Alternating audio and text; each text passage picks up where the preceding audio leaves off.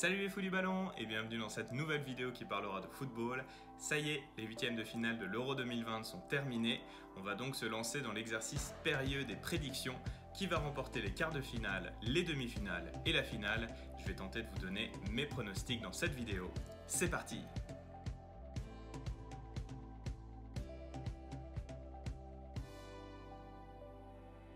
Bon alors déjà avant de commencer, petit disclaimer, si vous êtes un parieur égaré et que vous cherchez à utiliser les pronostics pour vous faire de l'argent, je vous conseille de passer votre chemin. Si vous suivez la chaîne des fous du ballon, vous savez que Colin et moi, on n'est pas très fort en pronostics, donc je vous déconseille.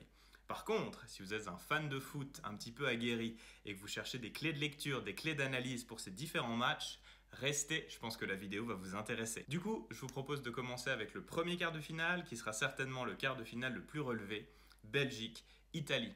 On a d'un côté la Belgique qui a éliminé le Portugal en huitième de finale, une victoire 1-0 où globalement la Belgique a marqué son but puis a géré, ils ne se sont pas rués à l'attaque, ce qui explique aussi ce score de 1-0. D'un autre côté, on a l'Italie qui a vraiment roulé sur son groupe A, 3 matchs, 3 victoires, et qui est arrivé en huitième de finale avec énormément de confiance. Et finalement, le match contre l'Autriche en huitième les a un petit peu ramenés sur terre, puisqu'ils ont éliminé les Autrichiens 2-1 après prolongation. Pour moi, l'analyse de ce match-là se résume assez simplement en 2 points principaux. Le premier, c'est le milieu de terrain. Je pense que si vous avez vu le match Belgique-Portugal, vous avez constaté comme moi que Witsel et Tielemans sont quand même passés à côté durant ce match-là. Ils ont été transparents.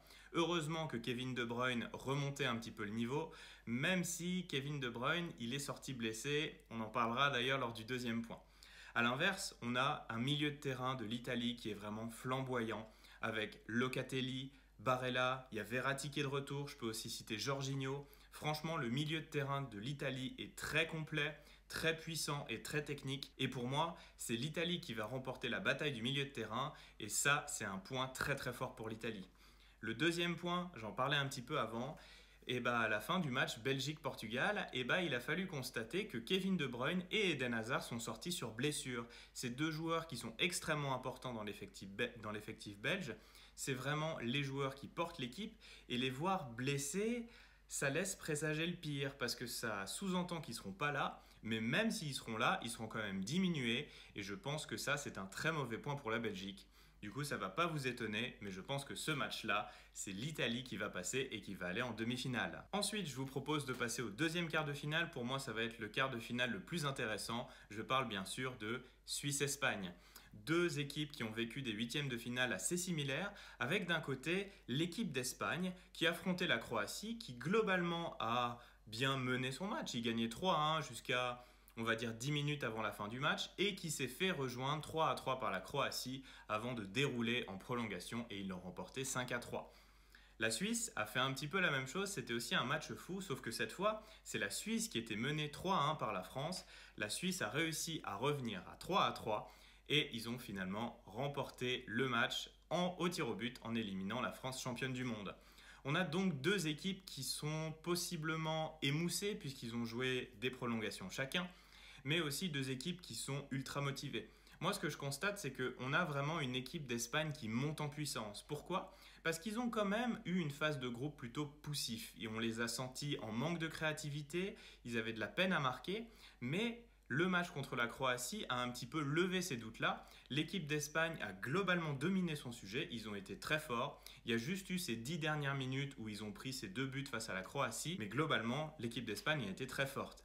A l'inverse, on a une équipe de Suisse qui du coup a enfin brisé son plafond de verre. La Suisse n'arrivait pas à se qualifier pour les quarts de finale d'une grande compétition. Cette fois, ils l'ont fait.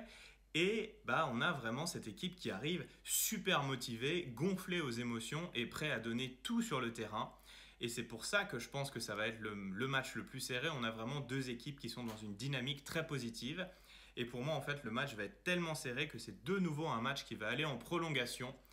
Et je l'annonce, je pense que la Suisse aura ce petit supplément d'âme. Ils sont tellement lancés qu'ils ne vont pas pouvoir s'arrêter. Et je pense que la Suisse va éliminer l'Espagne et aller en demi-finale de l'Euro. Ensuite, troisième match, Ukraine-Angleterre. On a d'un côté l'Ukraine, une équipe assez poussive. Ils ont quand même eu de la peine durant les phases de groupe et ils ont éliminé en huitième de finale la Suède.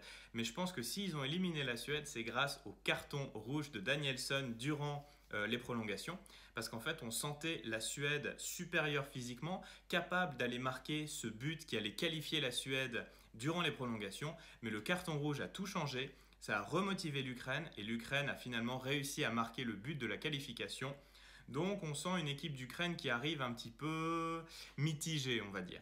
A l'inverse, on a l'Angleterre, un peu de la même manière que la Suisse avant. C'est une équipe qui a brisé son plafond de verre. Ça fait longtemps qu'ils n'ont plus été en quart de finale d'un Euro. C'est une équipe qui avait plus battu l'Allemagne depuis longtemps. Et cette fois, ils ont réussi à battre l'Allemagne. Ils ont réussi à arriver en quart de finale. Donc de nouveau, ils sont motivés et gonflés à bloc. Comme on dit là-bas, football is coming home.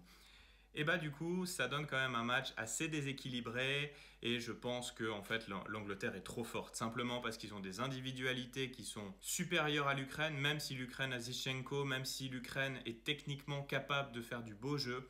Je pense quand même que l'Angleterre est trop forte, trop puissante et j'imagine assez logiquement que l'Angleterre va continuer et aller en demi-finale. Et finalement, le dernier quart de finale, c'est le quart de finale des petits poussés entre la République tchèque et le Danemark.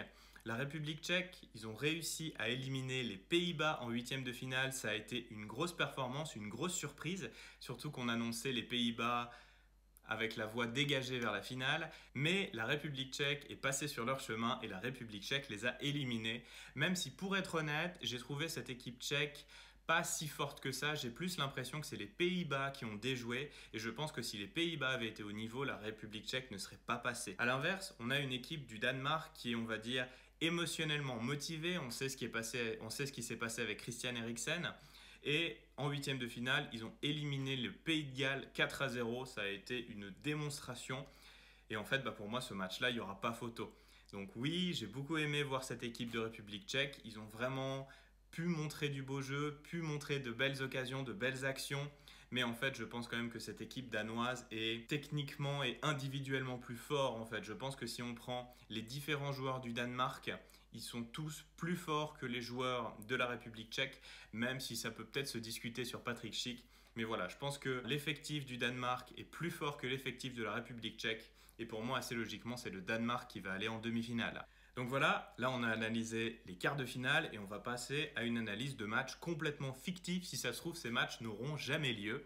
On a donc d'un côté Italie-Suisse et de l'autre Angleterre-Danemark. On va commencer donc par analyser Italie-Suisse. Donc, comme je l'avais dit avant, on a cette équipe d'Italie qui du coup aura éliminé la Belgique. Ça aura été une grosse performance de leur part, notamment grâce à un milieu de terrain super fort. Et d'un autre côté, on a la Suisse qui quand même aura fait une prolongation contre la France. J'imagine aussi une prolongation contre l'Espagne. Et en fait, pour moi, ça fait que l'équipe de Suisse sera globalement émoussée. Ça, c'est le premier point. Et dans le sens que ce soit la Suisse ou que ce soit l'Espagne qui se qualifie, on aura deux équipes fatiguées. Ça, c'est un point pour l'Italie. Le deuxième point, c'est l'expérience, en fait. Et pour moi, en fait, ça, c'est valable autant pour la Suisse que pour l'Espagne. La Suisse, on le sait, c'est une équipe qui n'a pas vraiment l'habitude d'aller aussi loin dans un tournoi international. Si c'était l'Espagne, on sait que l'Espagne, c'est quand même une équipe en reconstruction, une équipe assez jeune. Et ils tombent quand même face à une Italie qui, il faut le rappeler, a fait une finale de l'Euro il n'y a pas si longtemps que ça, c'était en 2012. Alors oui, c'était il y a quasiment 10 ans, mais il y avait déjà certains joueurs dans cette équipe, notamment Chiellini et Bonucci, qui ont vécu cette finale-là et qui seraient de nouveau là pour la demi-finale. Et en fait, je pense qu'avoir des joueurs plus expérimentés dans le vestiaire, je pense que ça fait toute la différence et ça apportera, on va dire, un gain d'expérience globale pour toute l'équipe d'Italie. Et pour moi, en fait, c'est l'Italie qui va passer et qui va aller en finale. Ensuite, la deuxième potentielle demi-finale, ce serait Angleterre-Danemark qui se déroulerait à Wembley. Et oui, ça c'est important, les demi-finales et la finale ont lieu en Angleterre, donc ça c'est forcément un avantage pour l'équipe anglaise.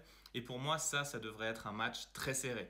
On le sait, le Danemark, c'est une équipe qui est quand même fort défensivement, à l'image d'un Kjær qui fait une excellente performance lors de cet Euro. Mais on a quand même cette équipe anglaise qui arrive motivée parce qu'ils ont envie de remporter un titre international. Et en fait, j'imagine un match très serré, mais l'Angleterre qui va passer grâce à une action individuelle. Peut-être un exploit de Raheem Sterling, peut-être un corner et une tête de Stones. Mais pour moi, en fait, ce match sera très serré avec seulement une victoire sur un exploit des Anglais. et l'Angleterre ira en finale de l'Euro. Et on arrive finalement à cette finale de l'Euro, cette finale hypothétique entre l'Italie et l'Angleterre dans un stade à Wembley, l'un des stades, voire le stade le plus mythique d'Europe. Ce serait une finale, j'ai envie de dire, parfaite, dans un cadre parfait. J'aurais hâte de voir ça en tout cas. Et on aurait d'un côté l'équipe d'Italie qui, pour moi en tout cas, est une surprise. Je m'attendais à ce que l'Italie aille loin. De là à dire que l'Italie aille jusqu'en finale, je suis quand même étonné. Mais ils ont quand même montré une force collective assez phénoménale durant cet Euro.